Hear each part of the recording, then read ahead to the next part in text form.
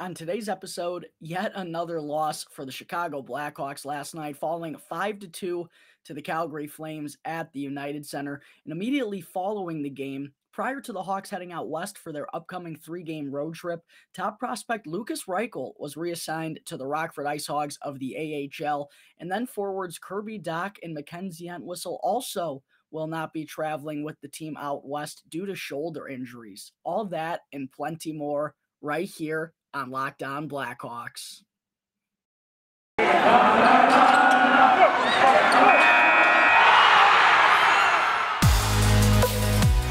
You're Locked On Blackhawks, your daily podcast on the Chicago Blackhawks. Part of the Locked On Podcast Network, your team every day.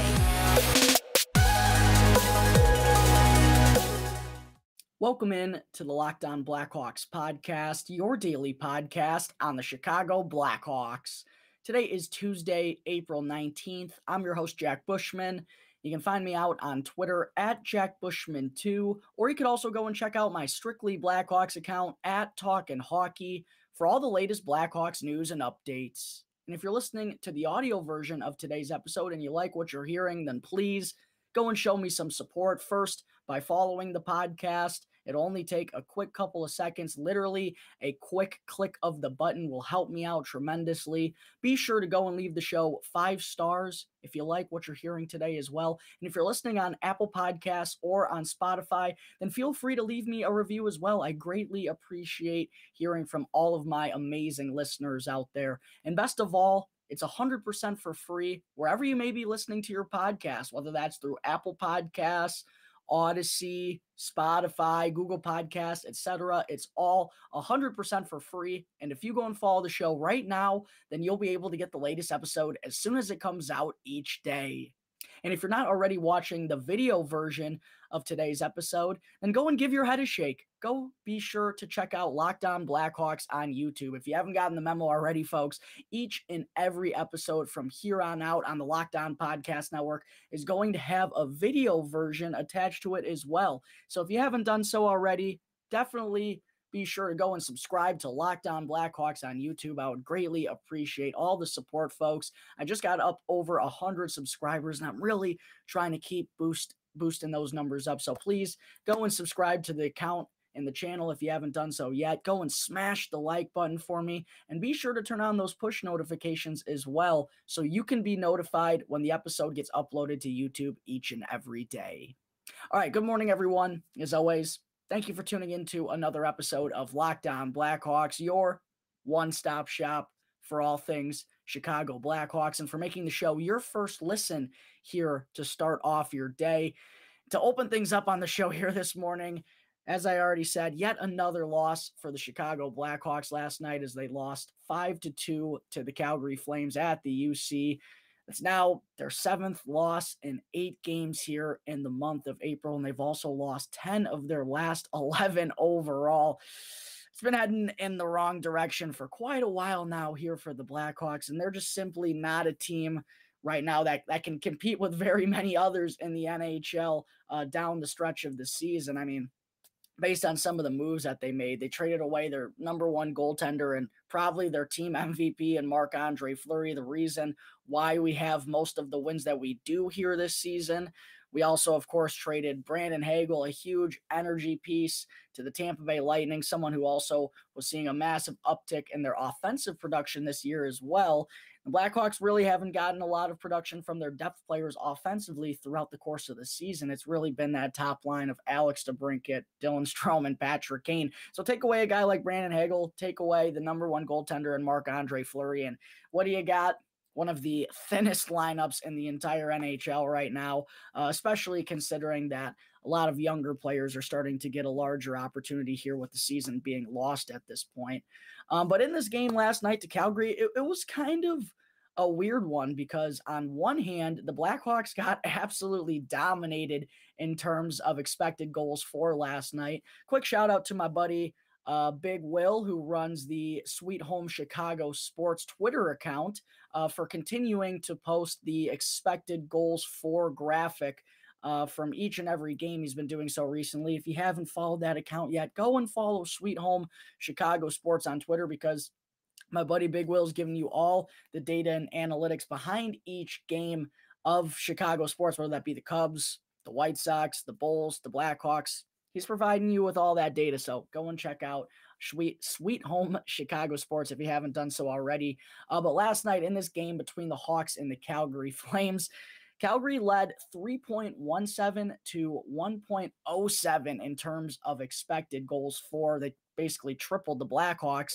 And interestingly enough, not a single Blackhawks player finished in the positive in terms of expected goals for last night.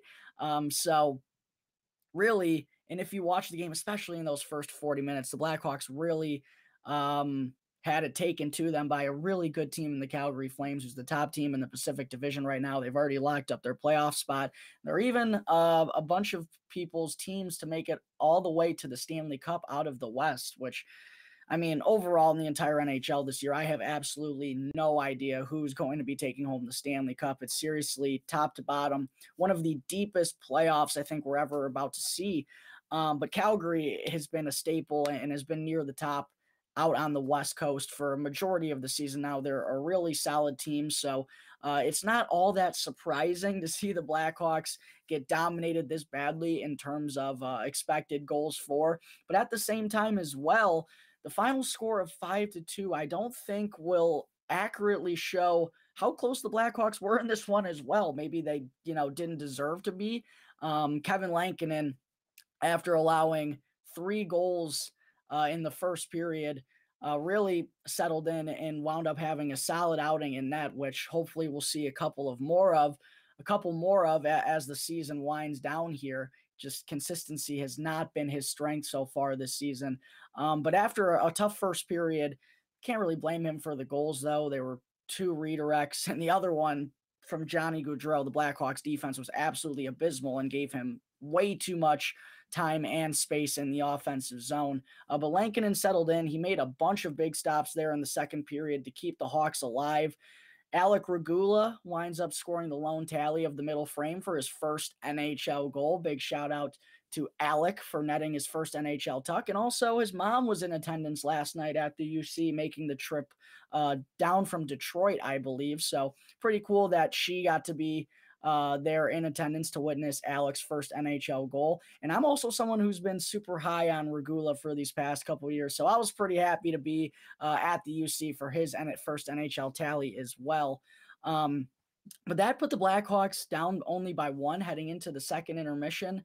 And then in the third, they played with the puck more, and I thought their defense really strengthened up. They didn't give up any high danger chances to Calgary down the stretch, but they just simply couldn't get any sustained pressure in the offensive zone. It was a whole lot of one and dones. Calgary was shutting them down at the blue line, and that's really, their bread and butter. Calgary takes an early lead, and then they can kind of just sit back and play to their strengths, which is their defense and their goaltending the rest of the way. That's exactly what we saw last night. So the 5-2 final won't really do it justice in terms of the Blackhawks' effort. Now, the first period was still really sloppy, and they didn't play great over the course of 60 minutes. But in the second period, they kind of found a way to turn things around. I think they were able to build off of Kevin Lankinen making a bunch of big saves. I believe he stopped all 15 that he saw there in the second period to keep the Hawks down by 1. So that's probably why the expected goals for were so in favor of Calgary. But in reality, this was a 3-2 game with 2 minutes to go. The Blackhawks you can't fall behind by multiple goals early on in the game and then expect to come back against a really sound defensive team like Calgary. As I said, that's their bread and butter. That's what they do best. So hard to be too mad, about the Hawks' overall effort in this one. They just kind of ran out of time. And again, considering the moves they made and where we are at the point of the season, they just simply aren't going to match up well against a playoff contender, Stanley Cup contender like the Calgary Flames. So it was, like I said, it was kind of a weird one. Calgary was definitely the better team, and we certainly saw that in the opening 40 minutes, but hockey's a weird sport, and the goaltender can keep you around when they're on top of their game. Kevin Lankinen was on that last night. Again, I don't really think you can blame him for any of the 3 goals that the Flames scored without the empty net. Obviously, they went on to add 2 there in the final minute to make this look a little bit more lopsided, but it really was a close game for the most part from start to finish. The first period was sloppy, and I think that's really what ended up costing the Blackhawks an opportunity to come back last night. Like I said, hard to come back when you're down by multiple goals against one of the top defensive teams in the entire NHL. So I'm not really upset with the Hawks' effort. I thought, especially late in the game, it was very similar to the game on Saturday against Nashville, kind of sloppy there throughout the first 40 minutes. Didn't play terrible. Also had stretches where they gave up far too many chances.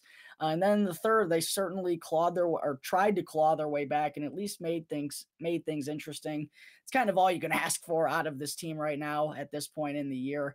It's definitely tough that they've dropped 10 of 11 now, but that's kind of the way things are going at this point. And sadly, we could be seeing more of that when the Hawks head out west for their upcoming 3-game road trip.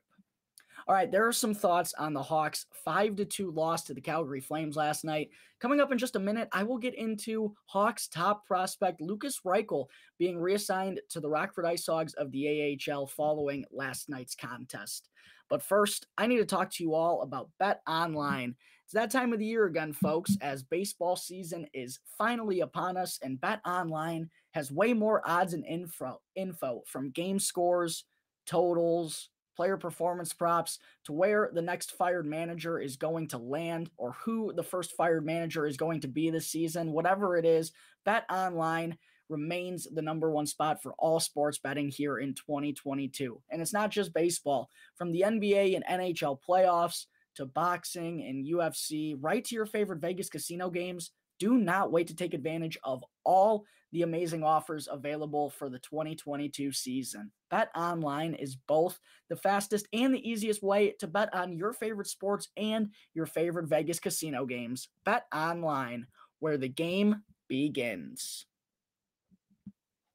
All right, we're back here on the Locked On Blackhawks podcast. Moving on into segment 2 today. I also wanted to be sure to talk for a moment on top prospect Lukas Reichel getting reassigned to the Rockford IceHogs after last night's game, according to head coach Derek King in his media session. We haven't seen an official transaction go through yet, but I think we can take Kinger's word seriously here when he says that Reichel is going to be headed back down to Rockford. And funny enough, I actually talked about this on the show yesterday when breaking down the Hawks burning the first year of Reichel's entry-level contract with the game that he played in on Saturday against Nashville.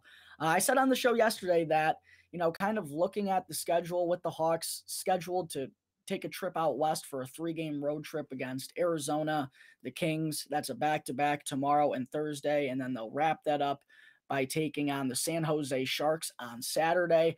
That just kind of seemed like the most sensical time to be sending Reichel back down to the IceHogs to get ready for Rockford's playoff push that they're about to go on. They're in a spot to make the playoffs right now. They likely are going to make it, I do believe.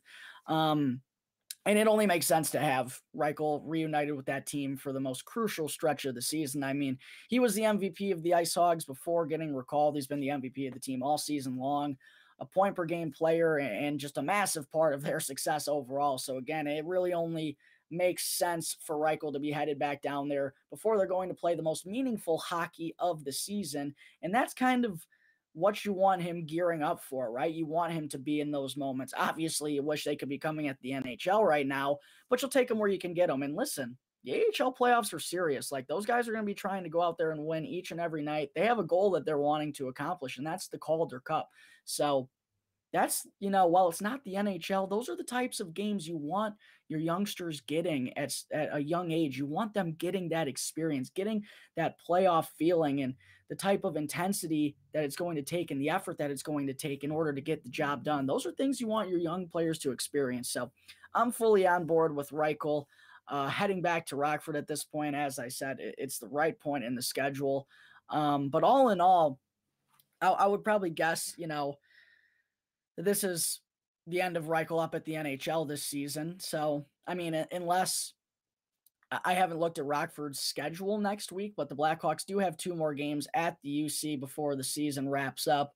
That's going to come on next Monday against the Philadelphia Flyers, and then on Wednesday, I believe, against the Vegas Golden Knights. So unless the schedule works out where Reichel will be able to make the quick trip up from Rockford, that's the only way he's going to get more NHL action. I don't even know if that's going to be the case. I assume they'd probably want him to remain down with Rockford, let him regain that chemistry with his IceHogs teammates, and then kind of keep him in that position. So all in all, I'm going to assume that Reichel's time up in the NHL is finished this season. But for the most part, while he did have some flashes, and he certainly had a bunch of chances over the last 3 or 4 games or so to net that first NHL goal, he did at least pick up his first NHL point in that game against the Preds on Saturday, picking up the secondary assist on a goal from Dominik Kubalik. So he at least, got to pick up his first NHL point before getting reassigned back to Rockford. I'm sure, that's at least going to make things a little bit easier moving forward, right? He at least got that monkey off his back. Didn't have to go 11 games without recording a point at the NHL level. But all in all, I think it was just clear that Reichel definitely needs to get stronger before becoming a full-time NHLer. Like, in terms of puck battles, he gets knocked off the puck far too easily and loses those battles very frequently. He's also just kind of getting bumped out of position all the time. He just definitely needs to get stronger. But in terms of, the way he thinks the game, his speed, I think, is the most impressive aspect of his game. Like, watching him enter the offensive zone with speed, he's got that ability, and he's got the skating technique in order to keep up with today's NHL, which is seemingly only getting faster and faster and faster. In his hands, he's able to move with the puck and deke around a little bit. Those parts I'm not really worried about at all. He just really needs to get stronger. That's it. Like, we see him lose puck battles. He's getting outsized. And I mean, for being 19 years old, it's not really surprising that he's getting out-muscled by grown men at this point, and that shouldn't be any reason to be worried about Reichel moving forward. And actually, he's going to, he told the media that he's actually going to be staying in Chicago for the most part of the summer, and he's going to be training with Blackhawks strength and conditioning coach Paul Goodman. And when Reichel talked about that, he even acknowledged himself that he knows he needs to get stronger, both physically and mentally as well. He's aware of where he's at in his game right now, what he needs to work on, what he needs to get better at. He recognized that, he's probably a little bit skinny for where he's at in his game right now. I believe he's still only about 170 pounds. You'd like to see him get up to 185, 190 at the very least. Just get a little bit bigger and thicker. But again, he's only 19 years old, and he at least recognizes where he needs to make improvements in his game. So staying in Chicago, I think that's the absolute right move for this kid right now throughout the offseason. And I'm sure if he's going to be working with Paul Goodman, he's going to be throwing on some weight before arriving to training camp in the fall. Hopefully, that will help him kind of be able to piece together the parts of his game that he needs to work on, right? Because if you get stronger, that allows you to do so much more with the puck on your stick. It allows you to win more battles in the offensive zone, allows you to work off of defenders and create more for your teammates and create open ice for yourself. So that stuff, I hope will go hand in hand with what Reichel's really focused on this summer. And I also wanted to be sure to mention that, when Reichel comes back to training camp next fall, if he's not immediately ready to become a full-time NHLer, that's not the worst thing in the world either. He'll still only be 20 years old, right? And even Reichel, when he was first drafted by the Blackhawks, they asked him how long it was going to take before he was coming to North America, and he said 2 years. So originally in his mind, I know you were asking a 17-year-old kid that question when the biggest thing of his life just happened to him. I'm sure his head was probably everywhere, but in his mind, as a 17-year-old, he didn't even think he'd be over in North America at this point yet. Next year, in his mind, would have been his first year. So it's a patient approach, and that's something I wanted to talk about as well. With Kyle Davidson in charge now, that patient approach is going to take the forefront. The Blackhawks, I mean, they haven't been patient with the prospect in forever. Basically, throughout Stan Bowman's entire tenure here, he never was patient with prospects. He was trying to save his job, trying to keep the Blackhawks competitive, trying to keep fans enticed by pulling up some prospects who clearly weren't ready to step on that stage. So if Reichel isn't fully 100% ready to be a full-time NHLer next year, that's not the worst thing in the world. And I really do believe that Kyle Davidson will recognize that, and he will give Reichel more time in Rockford to open up the year. Again, there's nothing wrong with that. And for the Blackhawks, I know Davidson would never publicly admit this, but I'm sure they're not going to be all that focused on winning next year either. I mean, if I were them, I'd certainly be more enticed by the Connor Bedard sweepstakes, because that kid looks like he's going to be a stud and really could be a franchise altering player. So even if Reichel isn't 100% ready next year and has to start out in Rockford again, I don't think that's a bad move by the Blackhawks whatsoever, because you want him to be 110% confident in himself that he's going to be able to have success at the NHL level. You don't want to do anything to hinder that. I don't think, this 11-game stretch is going to knock him down at all. Like, I think even he recognizes, this is his first year in North America and he's already playing in the show. Kind of like an Alex Vlasic situation. Like, so many people were worried that getting NHL action at such a young age was going to ruin his confidence. I think, if you're aware of where you are in your development, struggling at the NHL level isn't like a knock on your game, right? Like, it just shows you what you need to improve upon before you step onto the scene full-time. And Vlasic and Reichel, no, they're not full-time NHLers at this point. So I like that they gave him the experience. But yeah, even if he's not ready, it's not going to be detrimental. And I hope Blackhawks fans understand that. And it also could even further help out the Blackhawks save some money on Reichel's second contract as well, because obviously if he plays in less NHL games next year, he's not going to have as great of an argument when he's trying to get himself some extra cashola. Probably not something that's going to matter all that much to the Chicago Blackhawks with the way that the direction that they're heading in. But it is something to consider. But I do expect Reichel to obviously get stronger in the offseason here and also make a stronger push to be a full-time NHLer next year, after he's going to remain in Chicago this summer and work and train with Blackhawks strength and conditioning coach Paul Goodman. All right, there are my thoughts on Lukas Reichel getting reassigned to the Rockford IceHogs of the AHL following last night's game. Coming up in just a minute, I will also get into forwards Kirby Dach and MacKenzie Entwistle being slated to miss the upcoming 3-game road trip due to shoulder injuries. But first, I need to talk to you all about RockAuto.com. Rock Auto is a family business serving auto parts customers and do-it-yourselfers online for over 20 years. Go to rockauto.com to save both money and time while shopping for auto and body parts from hundreds of different manufacturers. Why would you choose to spend 30%, 50%, or even as much as 100% more for the exact same auto parts at a chain store or at a new car dealership? Chain stores and car dealerships, they have different price tiers for professional mechanics and do-it-yourselfers. But with rockauto.com, you get to skip out on the middleman process, and rockauto.com's prices are the same for everybody, and they're always reliably low. The rockauto.com catalog is also remarkably unique and super easy to navigate. You can quickly see all the parts available for your vehicle, from motor oil to tail lamps and even carpet, and you can also choose the brands, specifications, and the prices that you prefer. Best of all, those prices at rockauto.com are always reliably low, and the same for professional mechanics and do-it-yourselfers. So why spend up to twice as much money and time for the same parts when you can go to rockauto.com right now and see all the parts that you'll ever need for your car or truck for the best possible prices? And be sure to let them know that the Locked On Podcast Network sent you. Welcome back to the Locked On Blackhawks podcast. Got something in my eye here. I apologize. I'm your host, Jack Bushman. Getting into segment 3 now today before I wrap things up. I also wanted to be sure to provide a couple of quick injury updates before the Blackhawks head out west for their current 3-game road trip.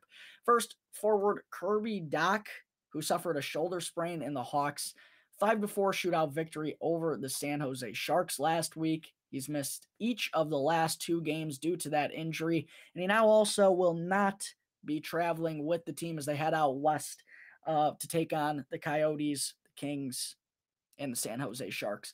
And at this point, with Dach being, whether you like him or not, whether you want to admit it or not, he is a crucial piece of this franchise moving forward, whether good or bad. He's going to be very critical. But because of that, I don't expect him to suit up in another game for the Blackhawks this season. It's just not worth it at this point, right? And God, poor Kirby just had to deal with so much in his short NHL career so far. He had those concussions early on in his first season, had multiple concussions. Obviously, he also had that serious wrist surgery from the injury that occurred at the World Juniors last year. And now he's got a shoulder sprain. And at this point, it's just like he's just been so unlucky throughout his first NHL seasons. And I definitely feel for Kirby because he's just had so much to deal with, not even in terms of injuries. I mean, injuries alone, he's had a lot to deal with.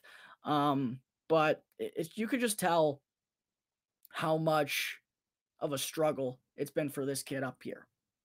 That's what I really want to talk about. Not the physical. Obviously, he's had struggles in that department as well. But the mental aspect, I think at this point for the Blackhawks, it would be smarter to shut him down, kind of let him unwind and take some of the weight off of his shoulders and just let him relax and kind of get away from the game. I think that's honestly the best thing for him right now because you can just tell how visibly frustrated he's been with himself all year long. Like if you go to practice or you watch him in games, he's got his head down. Looks like the weight of the world is on his shoulders. You can tell that his confidence has just kind of been shaken. So I think the best thing would be to let this kid go into the offseason, get away from everything, and then, get fully healthy and start training as hard as possible, working on the things that he needs to work on, which, his speed, his ability at the faceoff dot. Certainly, if he wants to be a center at the NHL level, he's going to have to figure that out probably sooner rather than later. He's got to work on his puck handling. He's just got to be more dynamic and be able to create more for his teammates. And then also, when he gets prime scoring opportunities, he needs to work on the efficiency of his shot and the strength of his shot and being able to pick top corner. He just hasn't been able to score goals frequently enough through his first 3 NHL campaigns. There are plenty of things that he needs to work on there.